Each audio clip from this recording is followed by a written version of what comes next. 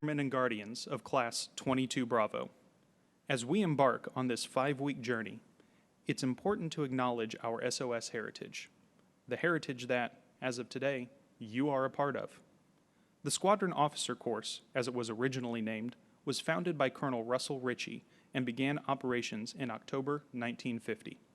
The Squadron Officer Course was founded on 3 principles: to think, communicate, and cooperate. To paraphrase the words of Colonel Ritchie, I wanted the students to learn to relax, to laugh at themselves, to feel fatigue, frustration, pain, and fear, to feel dedication, to feel pride, to gain confidence, to speak up for what they believe in, to learn their job, to be flexible, and most of all, to recognize these things in others. Colonel Ritchie recognized the role that professional military education would play in the lives of future Air Force leaders and the need for it to be in residence and interactive. During its 70 years of operation, the school has evolved continuously to meet national defense challenges head-on and provide relevant education and experiences. With the principles of think, communicate, and while the principles of think, communicate, and cooperate remain a part of the SOS experience, we have overlaid them with our Lead to Prevail curriculum. The curriculum, which is broken into 3 distinct phases, begins with the leadership phase. The leadership phase challenges you to know yourself, to lead yourself, and to know your team, to lead your team. The second phase, strategic design, will put these leadership competencies to work as you tackle complicated and complex challenges through a deliberate and repeatable process. Finally, you will leverage the competencies honed throughout phases 1 and 2 and apply them to challenges found while leading in the joint environment.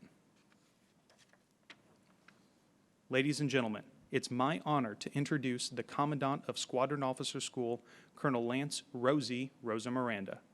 Colonel Rosa Miranda is a 1998 graduate of the Air Force Academy, holds 2 advanced degrees, and has commanded at the squadron and group levels.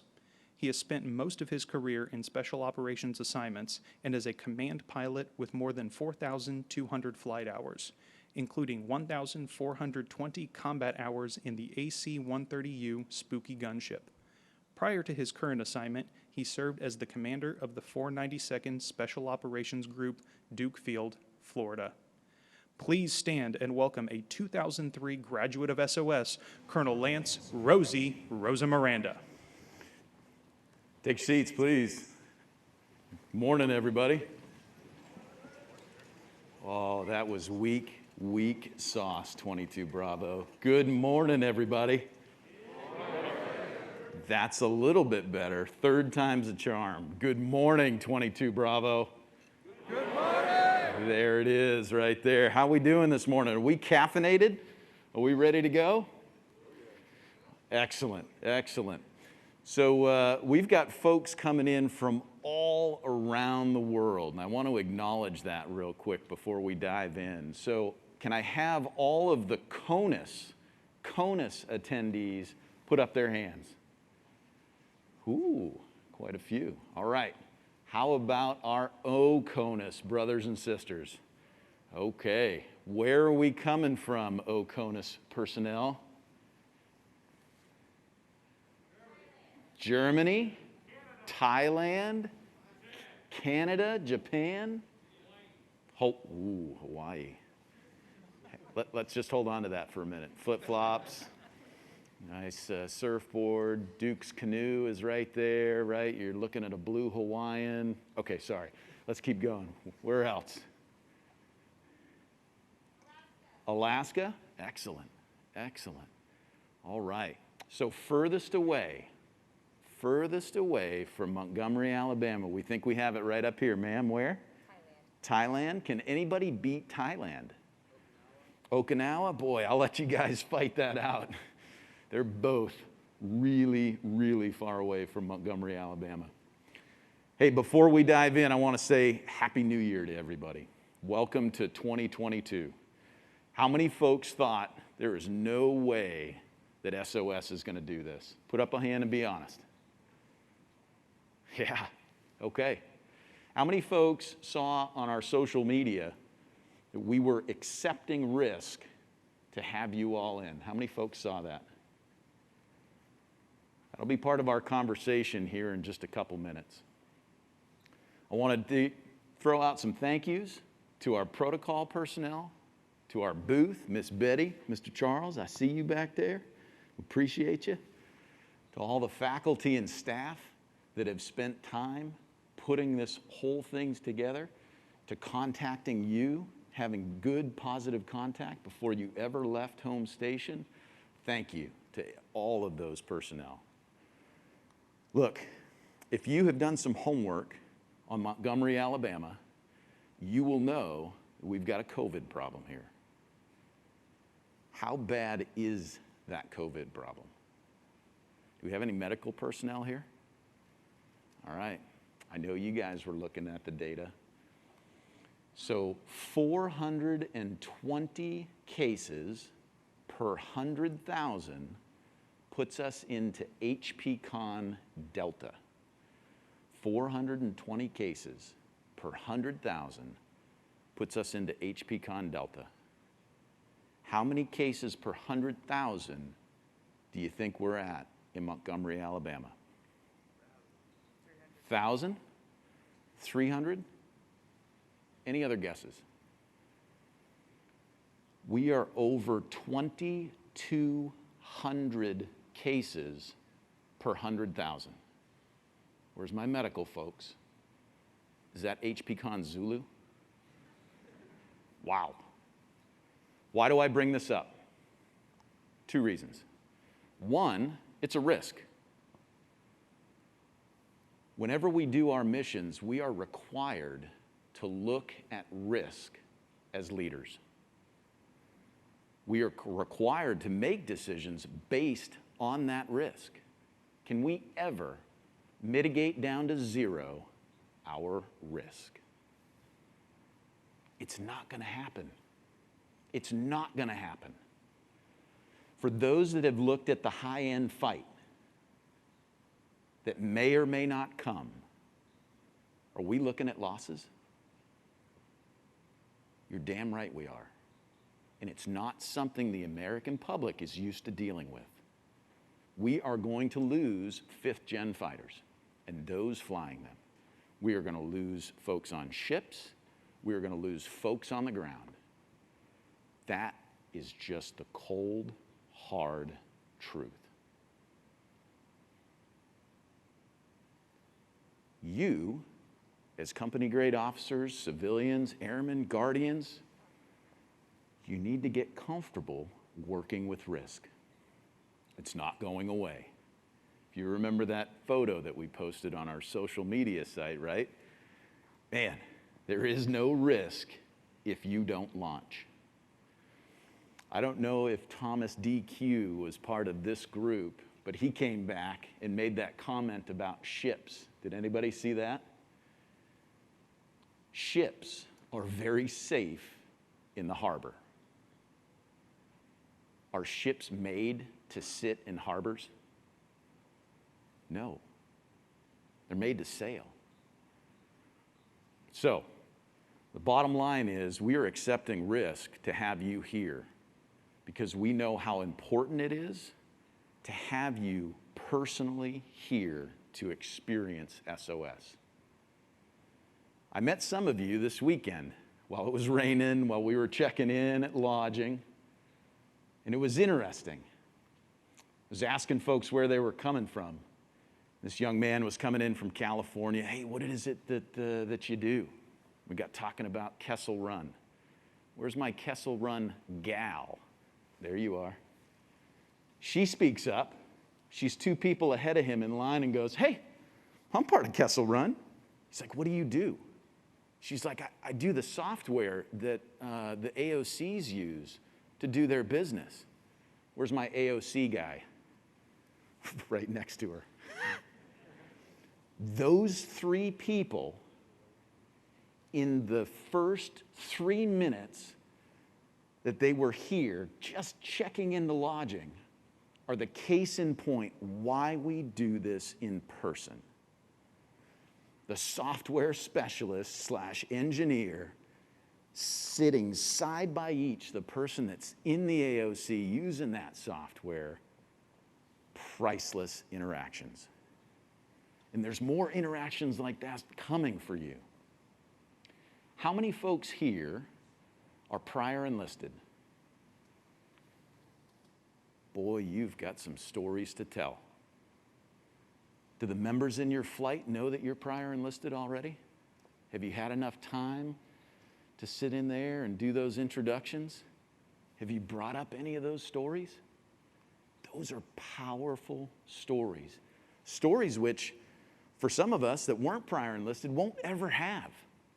What was it like as a young airman? Oh man, I had trouble just checking my own bank account, right? Pulling away from mom and dad at 18. It was rough. Tell your stories. Your brothers and sisters in the flight want to hear those stories. Back to COVID. It is as real as a heart attack around here.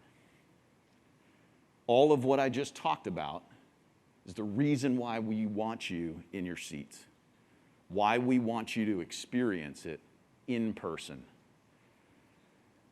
I gave you a scary statistic about downtown. You think we're going to restrict your movement downtown? Nope. The Air Force, the Space Force, they trust you with multi-million-dollar pieces of equipment. Where's my medical folks again? They trust you to treat our brothers and sisters. We need your help. We need your help when you go downtown, when you travel for the 3-day weekend and you go visit family, or you go back home, or you go down to Destin. Stay away from AJ's. That's not an order. That's not an order. Be careful. Be mindful. Your ability to stay healthy while you're here is directly related to our ability to give you the experience we need to give you. This is the only in-person PME that the Air Force or Space Force now that is required to be given to you. You may or may not go to ACSC or its equivalents. You may or may not go to War College, but this one's required. And by golly, we're going to make the most out of it while you're here. Let's talk about the faculty and staff you're going to be interacting with. It is a privilege for us to serve you while you're here.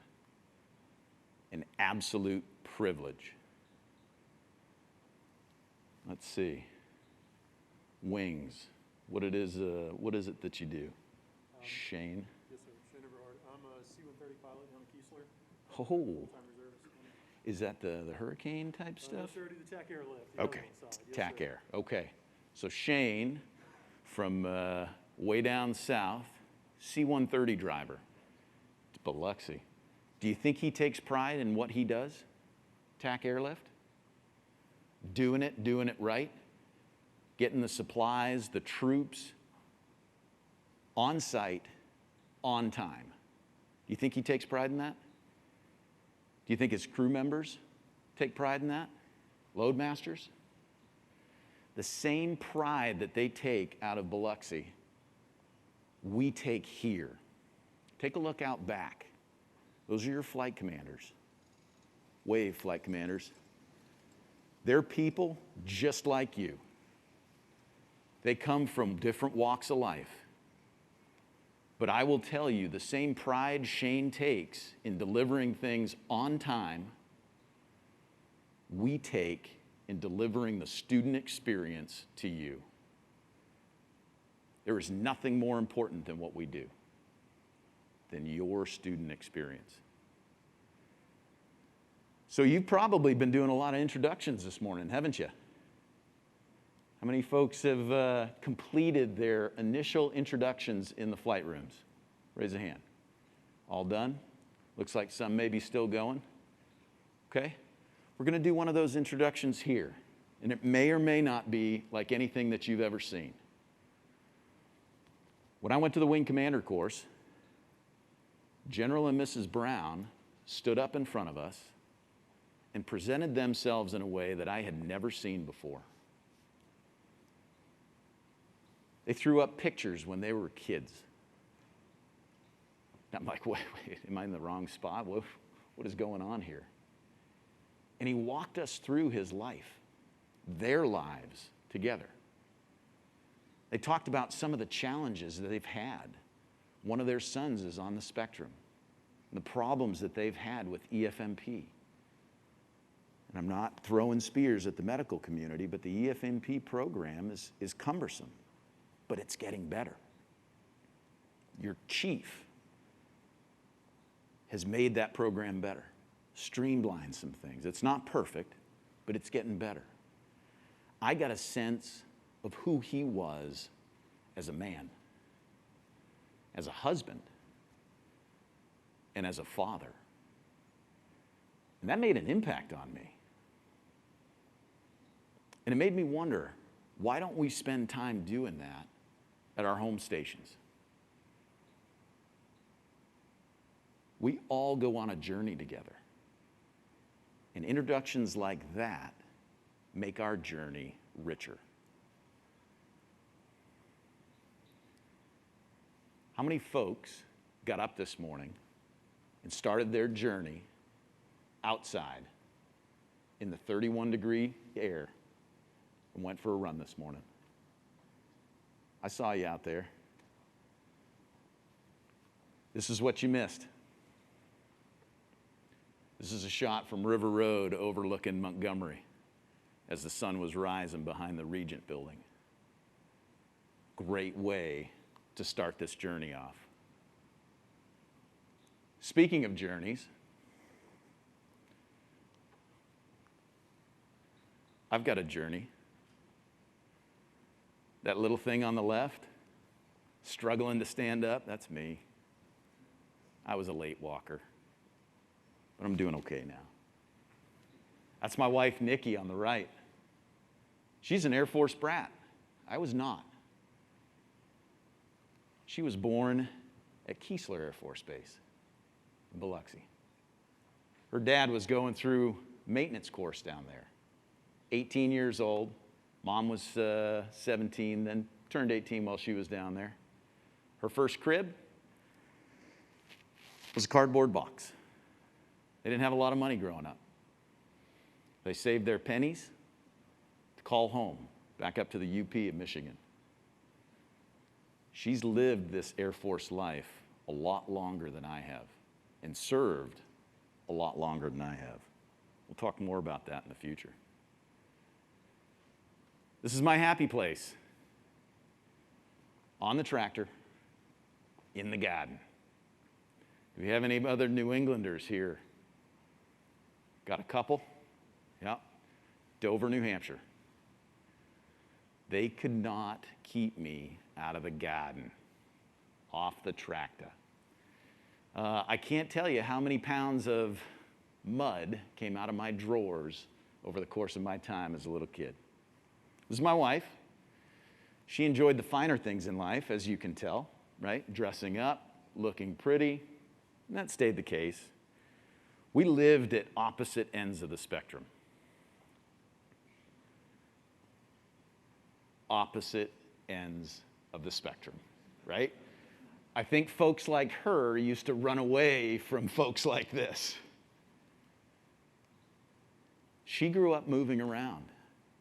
Her dad seemed to shut down all the bases that he went to as a maintainer. K.I. Sawyer, shut it down. RAF, Bentwater, Woodbridge, shut it down. But she had that experience. Every 3 years, she was moving around. This kid from Dover, New Hampshire, never moved. Do you think that would come back to haunt me in the future as I join the Air Force? It would. So we met. We met at Hurlburt Field. Where's the folks from Hurlburt Field at? I see you. I see you. So we met at the chapel. I was singing too loud from the pews. Her mom was the choir director. She said, "Hey, you know, we hear you up front." And I said, "I'm sorry. I'll sit further back or I won't sing because I'm not a good singer. And she said, no, we want you to come up and join the choir. I said, no, you don't. Not me, not this guy. But I stepped out on a limb. I wasn't comfortable, and I did it. That's where I met Nikki. She was up there playing the flute, doing her thing. This is our first Valentine's Day together. Do we have any gunship folks in the house? I see you. I see you. Recognize those patches? We courted for what seemed like an eternity. It was close to about 6 years. For those from New England, that's Manchester, New Hampshire. That's the first time that she came up to meet my mom and dad. Pretty special time. During our courtship, we had our ups and downs, just like you. We had our struggles.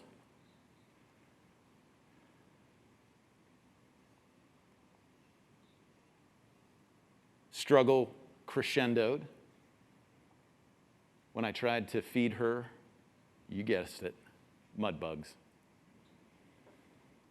How many folks enjoy a low country boil? Yeah, me too. Don't press your girlfriend to try and eat these things, especially if it's super spicy, because they're going to make crazy faces.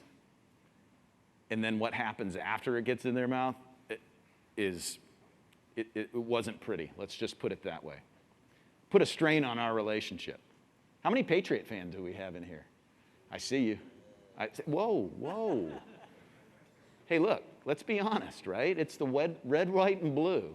That's America's team. America's team. Potentially going back to the big show here in just a few weeks. Back to the story, though. There was something that got in the way of our relationship more so than anything else. For my gunship folks in the house, you recognize this? Taking these shots with your brothers and sisters on the crew? That last flight of the rotation? That was one of mine. In the 5 to 6 years that we courted, I deployed 8 times. 8 times. Do you think that got in the way of our relationship? How many folks here have struggled because of the military with relationships you are trying to build or maintain? Put up a hand. It's real. It's real. Chief Bass said it best when she was talking about Afghanistan, but it absolutely applies to relationships. It's okay to not be okay. Talking through situations that come up together at 0 miles an hour is the best course of action.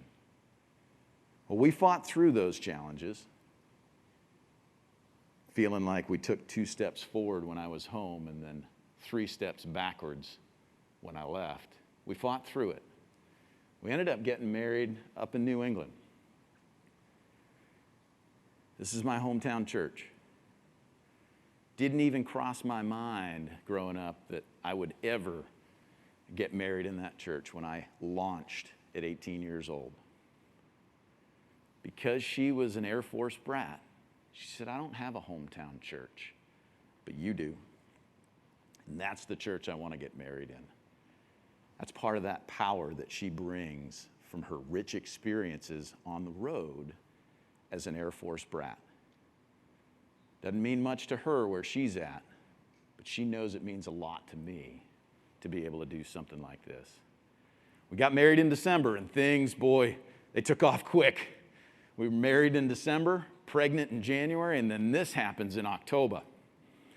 As you can see, we're getting ready to celebrate an Air Force football game, and this little thing, Taylor, happened. Wonderful little miracle. And I don't know if it was because Nikki and I didn't understand, how kids were made, but shortly thereafter, 18 months after, that little thing happened. That's Ethan. I will tell you, having a family in the military is unique. Just like Chief Brown and his wife, We struggled with some EFMP stuff too for one of our children.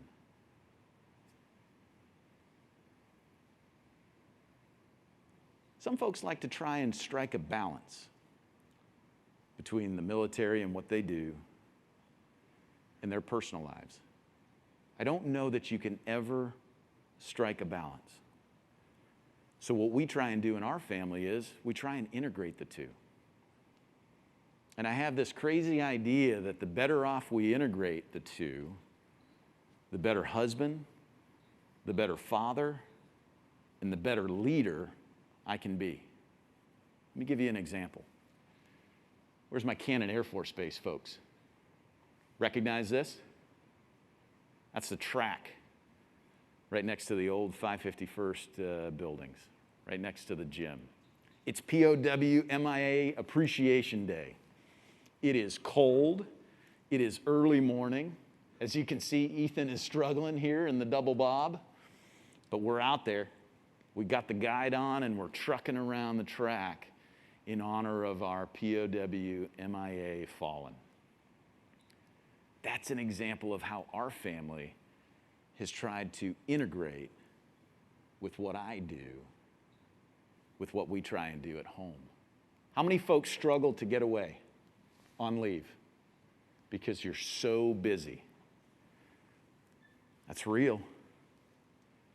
It's real. You've got to fight for that leave. If we as leaders expect you to be in this fight for the long haul, for the marathon, guess what? We've got to work. We've got to fight to get you that time off. Because if we burn you too hard, too fast, too long, what's going to happen? Deuces. You're gone. We can't have that. So as you sit there as a flight commander and you're struggling to give leave to someone because you're having struggles with balancing that mission piece, try and think outside that box. Know how important it is to people's mindset to be able to do that. Ho, ho, ho. This was my first deployment with children. And if I thought I had it bad with just my spouse, then girlfriend,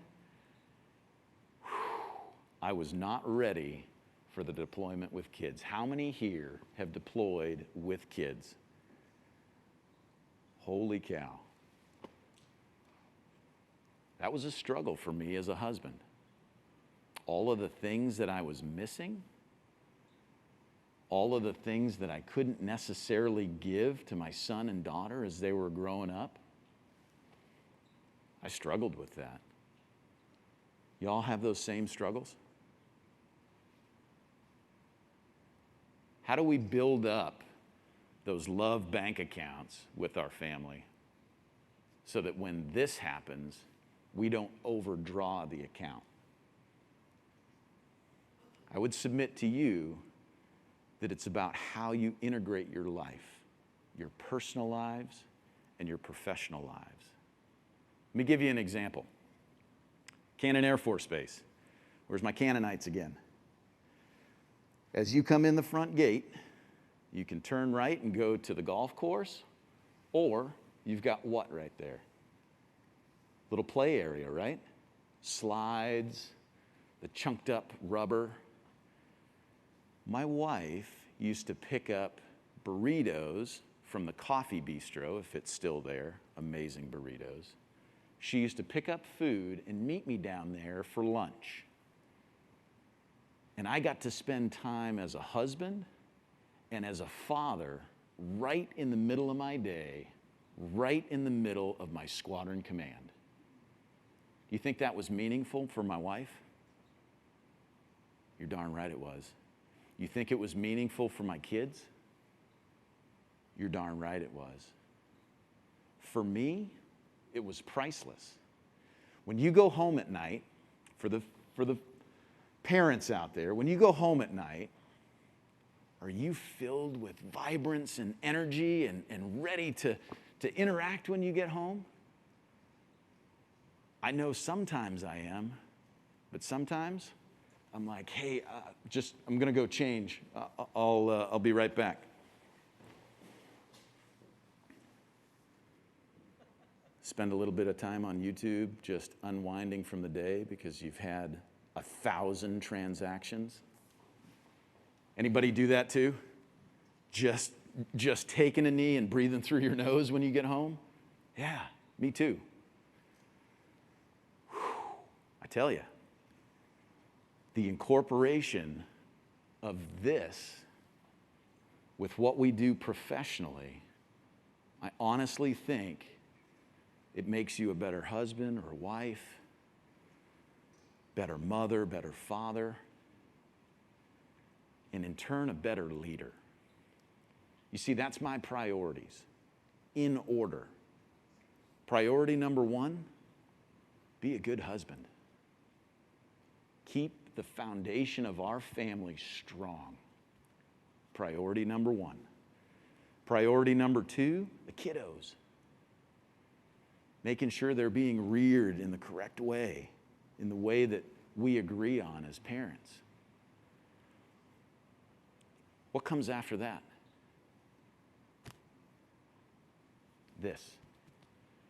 When we put this on in the morning, we've got our family names right here on the right. If we do it right, this doesn't ever have to change. I'm talking about divorce. This thing on the left over your heart, it says United States Air Force or Space Force, for those that are wearing the uniform. This is temporary. Let me repeat that. This is temporary. At some point, you will move on from the Air Force. There will be somebody there ready to take the guidon from you, excited to do so. But this side, the family side, it doesn't necessarily have to change. The decisions that we make on a daily basis on how to integrate our personal and professional lives allow us to run the marathon. Put it in the marathon terms as opposed to sprinting. Where's our Florida folks? Florida? Yep, I see you. You got to have the ubiquitous picture from the beach if you're from Florida. So this is us. Idyllic? Perfect? Nope. Full of problems and crooks and seams and gaps. Holy cow. Just like you. There are good times. And that's what these can represent. But it's not perfect. It's far from perfect. That's what makes our journeys rich. Do we have any pet people here? Yeah. You're looking at an unabashed cat guy. Is that a cat? You can't tell, can you? I couldn't either. Does that look like Chewbacca or an Ewok? You know, really, I still can't tell. That's little Amelia. Amelia joined us just prior to COVID. And if you're an animal lover, you know how much joy this little thing has brought during COVID. Look, I'm unabashedly a cat guy. I absolutely adore Amelia. But I have one question. Where's my dog lovers? Okay, can you please help me out with this? I got really confused the first time we cut her because she changed colors. Is that normal? Like, do they change colors like that all the time? Is it going to change again? I was thinking about taking it back. I thought it was defective. I tell you, she's brought a lot of spice to our life. So why do I talk about all of this? What's its worth? Why did Chief Brown and his wife take time to do this with their wing commanders and group commanders? Why? Anybody? Yeah. Sir, outside of being a leader, you're still a person. Absolutely. I'm a human being just like you, part of the human race. Absolutely. Why else? Do you think there's a military necessity to all of this? Or am I just wasting your time? What's the military necessity here?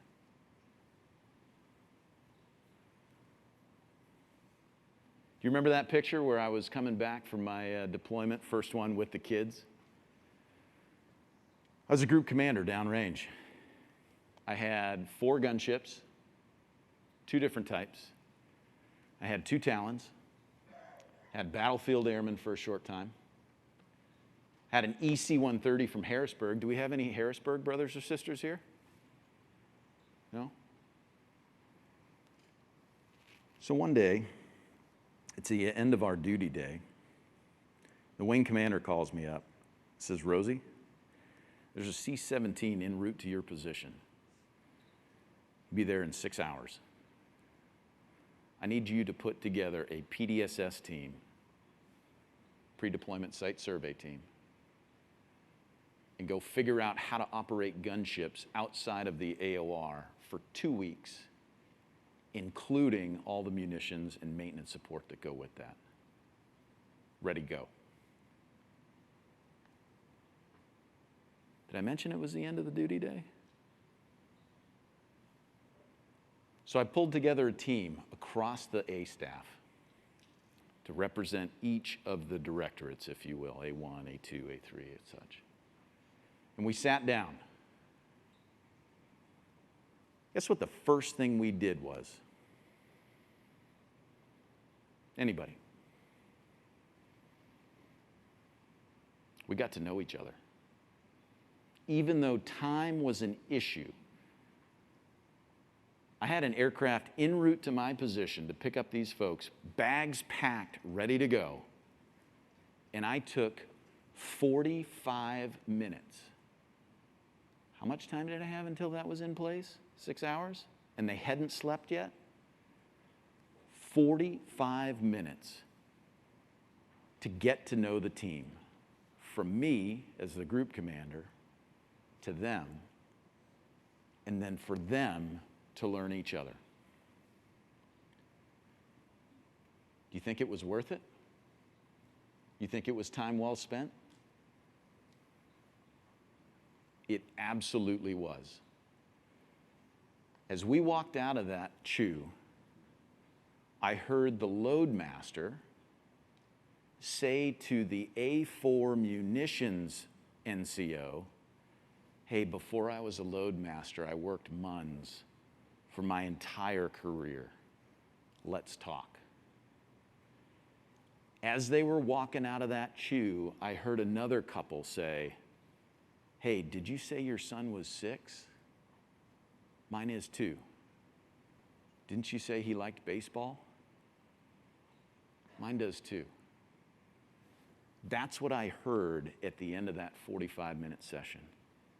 Do you think it made a difference for them over the course of the next 3 days as they figured out how best to go forward?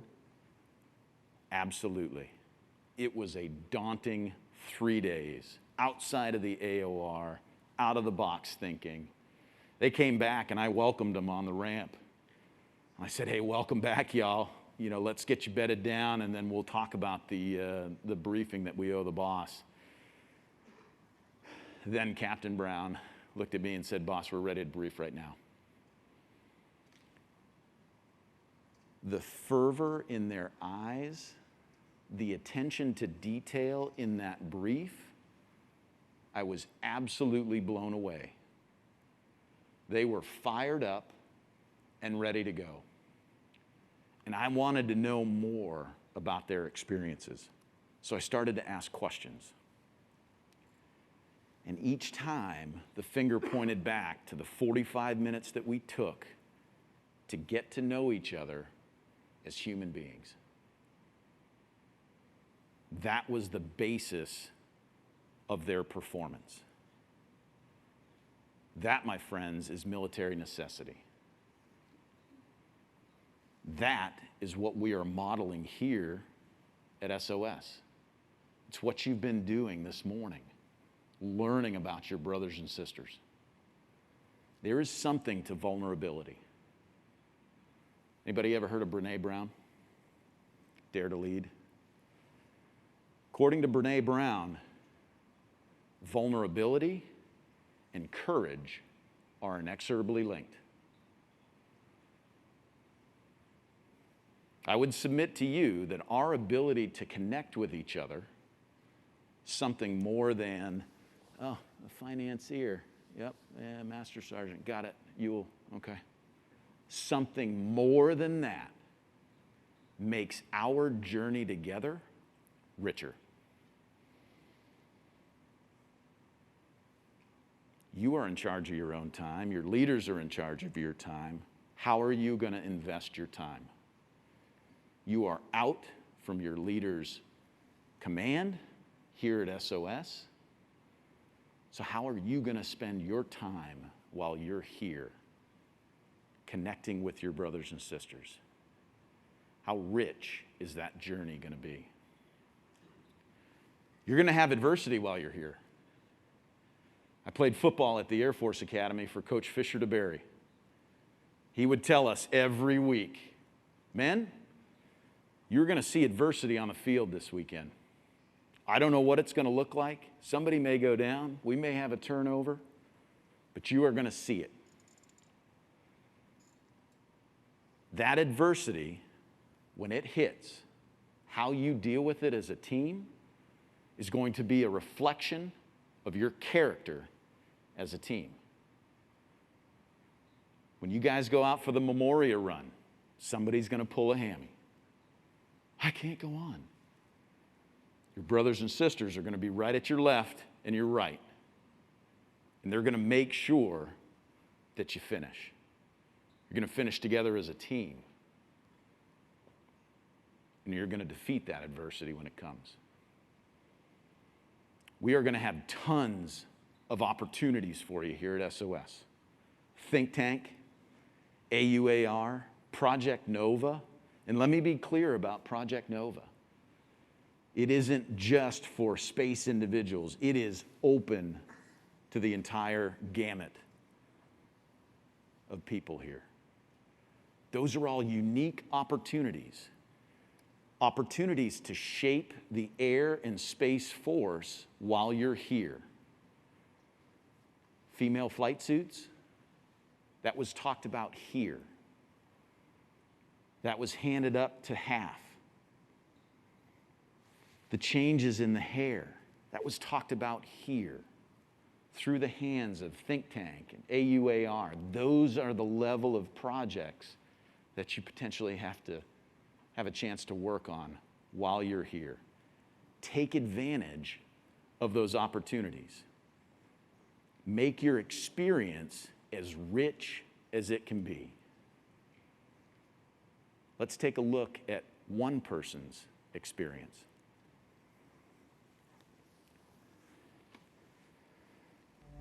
I had been looking at my grandfather's Air Force memorabilia for my entire life, but never really understood what it was. My dad had all of his military awards and decorations around the house, and pictures of him in uniform, sitting next to my grandma. And unfortunately, he died at a really young age, so I never got the chance to meet him. I remember my dad telling all the kids the story about his dad, which started back in the Nazi Germany. My family actually survived the Holocaust and made it over to America, which is the only reason I'm here today. And my grandfather actually survived and made it over. And if it wasn't for him, I wouldn't even be sitting here right now. They were in the displaced persons camp at Bergen-Belsen, which is the same camp that Anne Frank was at previously. And before that, they happened to survive a work camp in Russia called a gulag, but basically torturous times, and my grandfather was around 8 years old-ish at the time. And we actually have a book of Bergen-Belsen history, and we found my grandfather in a picture inside the book, which is really weird for me to look at, surrounded by a bunch of other kids. So they survived that hardship and escaped and evaded the Nazis and came to America. which led to my grandfather then eventually going to college at Syracuse University and commissioning through OTS here. I never got the chance to meet him, so finding anything with his face on it or any pictures is really important to me and my family. I happened to find a picture of my grandfather when he was at SOS in 1965. And no one in my family has actually seen the yearbook picture of him, so I didn't even know there was a yearbook from that time. But Colonel Barton happened to walk in with an old one from 67 or something like that. And I had the idea in my head, oh, maybe there's one from the year he was at SOS. So he helped me kind of find it and found the page with my grandfather on it. I had never seen this picture of him, and we don't have a lot of pictures because back then, you know, pictures weren't the thing. It's not like it is now. And I immediately just started crying because it's weird to know that I'm walking the same hallways and I'm in the same auditorium doing some of the same obstacles as he did in 1965. Knowing that my family members could survive something like that, come here, make a life for themselves, makes me think that not everything is that bad and I have it pretty easy. So when I do face a hardship or a challenge of some kind, I know that it's in my roots that myself and my family can make it through anything. So that kind of drives me as an officer and just through everyday life when I face really hard things. I know that I can make it through that. And I wonder if he was still around when he would think of, you know, me and my sister both being in the Air Force. I can't imagine coming over from a Nazi Germany and going through basic training or OTS, whatever it may be, to serve your country, but I think that's a testament to how thankful he was to be able to be alive and live in a free country, and I don't take that for granted, and neither does my sister. So that's the driving reason for why we both wanted to serve.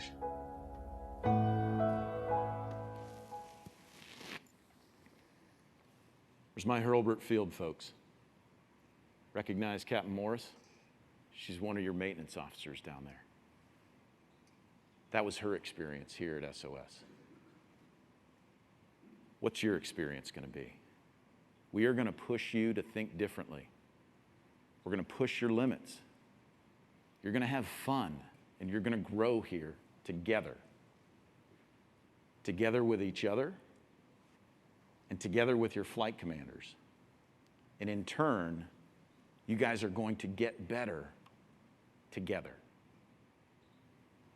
We've got an exciting 5 weeks for you. We're excited to see what your journey looks like, to see what the next Captain Morris's experience is going to be. She was just a few classes ago. We're excited to see that unfold before our eyes. So as we depart this morning, I've got a question for you. Are you ready to go get better together? If you are, let me hear a loud and thunderous yes, sir. Are you ready to go be better together? Yes, sir. Let's do this. Thank you, Colonel Rosa Miranda. Ladies and gentlemen, please stand for the departure of the leadership party.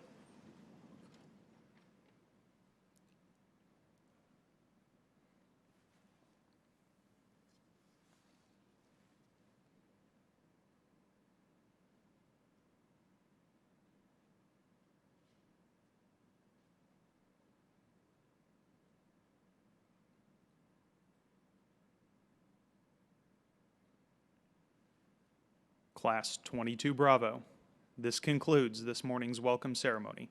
Please make your way to your flight rooms to continue your SOS journey, and have fun.